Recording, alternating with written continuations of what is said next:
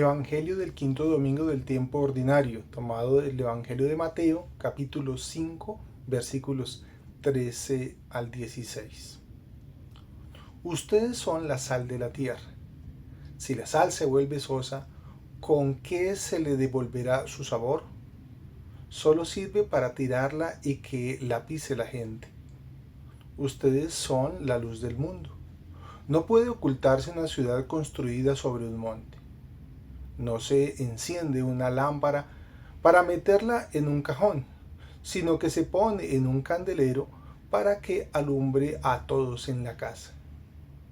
Brille igualmente la luz de ustedes ante los hombres, de modo que cuando ellos vean sus buenas obras, glorifiquen al Padre de ustedes que está en el cielo. Palabra del Señor. Gloria a ti, Señor Jesús. En este domingo estamos llamados a ser sal y luz para un mundo mejor. El contexto del Evangelio de Mateo y específicamente el Sermón de la Montaña denotan una intención fundamental: mostrar a su comunidad quién es Jesús, su identidad primordial, su misión y mensaje para sus seguidores. El Jesús de Mateo es ante todo el Hijo de Dios, el Mesías ungido enviado por Dios. Es el Hijo unigénito testimoniado en el bautismo y ratificado en la transfiguración. Por eso, Mateo hace énfasis de mostrar que Jesús es hijo de David en muchos pasajes. En él se cumplen las escrituras y todas las profecías y promesas del Antiguo Testamento.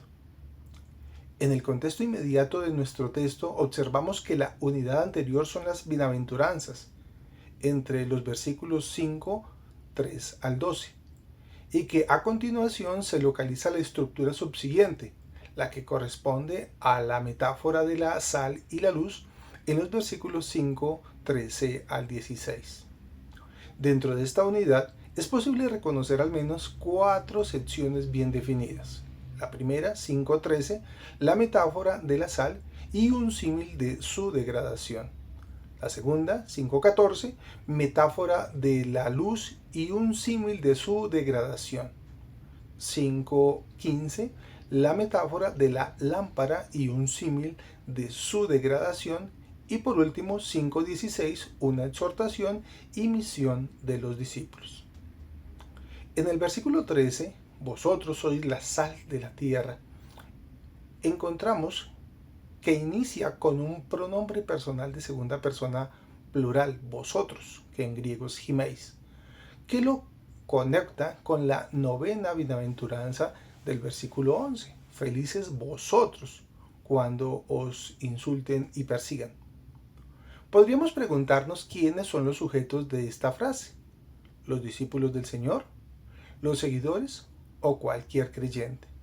Este versículo hace un enunciado metafórico positivo: sois la sal de la tierra, designando una tarea de dimensión universal en toda la tierra. En el segmento B de este versículo 13 encontramos una conjunción subordinada hipotética y una conjunción opositiva, pero sí, en griego eande, y luego un símil negativo de su degradación, volverse insípida, o sea, perder sus cualidades esenciales y por tanto ser desechada o pisoteada por los hombres.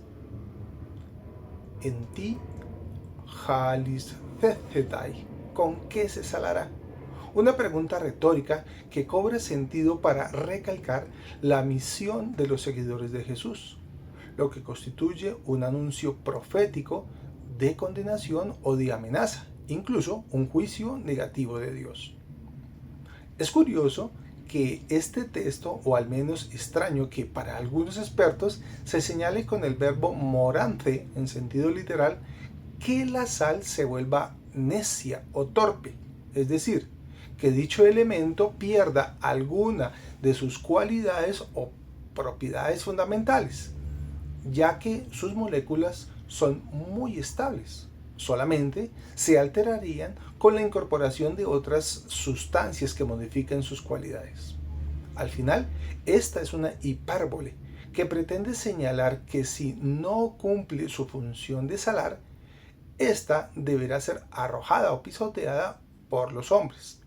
De manera similar, la luz tiene una función: iluminar, ya sea el mundo, la ciudad o un grupo de personas o creyentes. Igualmente, si no cumplen esta función, de nada sirve. En el versículo 14 encontramos: vosotros sois la luz del mundo.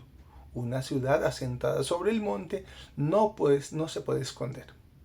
Esta es una metáfora positiva, hiperbólica, precedida por el pronombre personal himeis, vosotros. Vosotros sois la luz del mundo. Algunos autores hacen alusión veterotestamentaria a los justos, a los observantes de la Torá, o quien se hace siervo de Dios, refiriendo a la misión discipular de iluminar a otros con su propia vida, a la humanidad que habita en una ciudad, en una polis. En esta segunda parte del verso nuevamente se usa un símil de degradación. Hay un peligro que tienen los discípulos o seguidores de permanecer a oscuras o escondidas, lo que también provocaría un juicio desfavorable. En el versículo 15, ni se enciende una luz y se pone debajo de un selemín, sino sobre el candelero y alumbra a todos los que están en la casa. La función de iluminar o expandir la luz se alarga en el versículo 15 de Mateo con un sentido ampliado: transmitir un mensaje o testimonio, que simboliza mantener las lámparas encendidas, a pesar de que puedan ser sofocadas o ahogadas, con el uso de una vasija o un instrumento que disminuya la función de iluminar. En cambio, un candelero debe ser colocado en un sitio alto dentro de la casa para que todos los habitantes o residentes reciban su luz. En el versículo 16, brilla igualmente la luz de ustedes ante los hombres, de modo que cuando ellos vean sus buenas obras, glorifiquen al Padre de ustedes que está en el cielo. Encontramos el verbo lampo en modo imperativo aoristo en tercera persona singular, que sintetiza la misión de quien debe ser sal, luz o lámpara. El versículo 16 puede entenderse como una clave sintetizadora de toda la perícopa. El paso del verbo alumbrar en presente indicativo activo, que estaba en el versículo anterior, versículo 15, cambia hacia una acción descrita en el siguiente versículo en modo imperativo. Señala una posible función misionera: dar testimonio con las obras, demostrar con ello que lo que se anuncia sí es cierto, de modo tal que sea algo real. El pronombre personal de segunda persona en griego, himón, de vosotros, la luz de vosotros, las obras buenas de vosotros, deben ser medio de glorificación del Padre de vosotros. Tanto para los primeros creyentes de hoy y de antes, podemos denotar la vigencia de la misión originaria que contiene esta perícopa, pues del mismo modo que en las iglesias primitivas se hizo la esencial propagación y expansión de los creyentes, cada discípulo de hoy debe realizar una labor de proclamación en múltiples aerópagas de su propia vida. En estos nuevos lugares se debe cultivar la fe, escuchar la palabra y creer en ella, no importando censuras o persecuciones, críticas o cambios de costumbres en una sociedad cada vez más incrédula y politeísta.